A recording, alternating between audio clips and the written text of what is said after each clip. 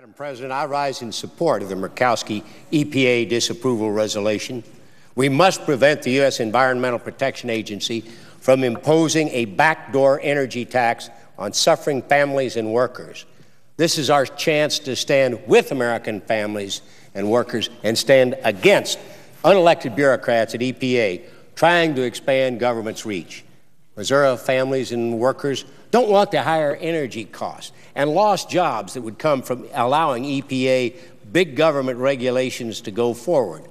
Missouri manufacturing workers, like those in states across the Midwest, are dependent on affordable energy. Missouri workers would suffer terribly when EPA's carbon regulations drive up the cost of their energy and raw materials. Allowing the regulations to go forward would allow India, China, and other countries to take those energy-intensive jobs away from American workers. Missouri families, like those in states across the Midwest, are struggling to pay their power, heating, and cooling bills. Missouri families would suffer even more when EPA carbon regulations drive up the cost of their electricity, gas, and gasoline bills. Allowing EPA carbon regulations to go forward would punish Missouri families with higher energy prices. Like all families and workers in the Midwest, Missourians wonder why we would allow EPA to impose this punishing pain for no environmental benefits. Let me make it clear. For those who want to talk about what this vote means for the science of global emissions, EPA itself admits that unilateral U.S. actions without China and India, which have clearly indicated they won't take action, will have no measurable impact on world temperatures. So if you actually believe the climate science and want world temperatures to stop rising, these EPA regulations will do nothing to address your concerns.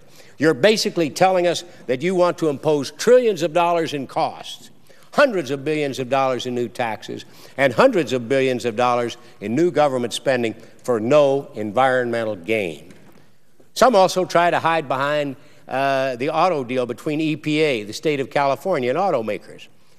We should not publish Midwestern families and workers with a new energy tax in order to uphold some backroom deal between EPA, the automakers, and the state of California. Even so, these EPA regulations are totally unnecessary for those who care about reducing carbon emissions from vehicles.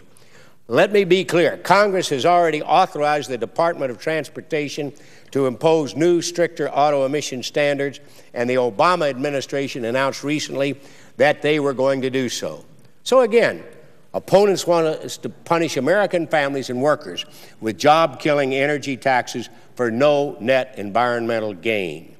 Some also say this issue is linked to the Gulf oil spill, and we should respond by allowing EPA's new backdoor energy taxes. I, for the life of me, do not see how imposing a new national energy tax is the right response to the Gulf oil spill.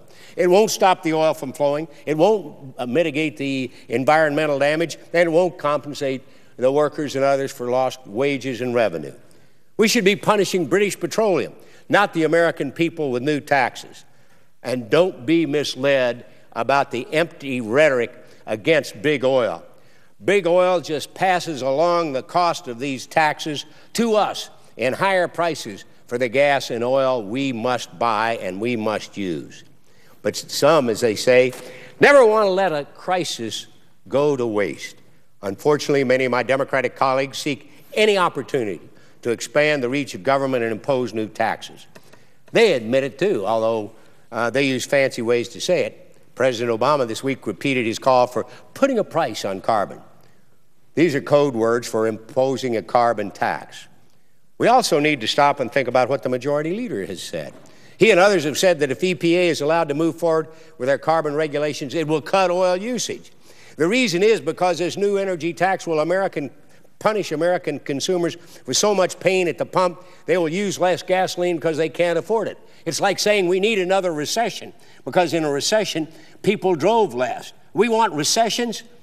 That's hardly the way to make the economy thrive and make progress we need. We must stop this policy of pain.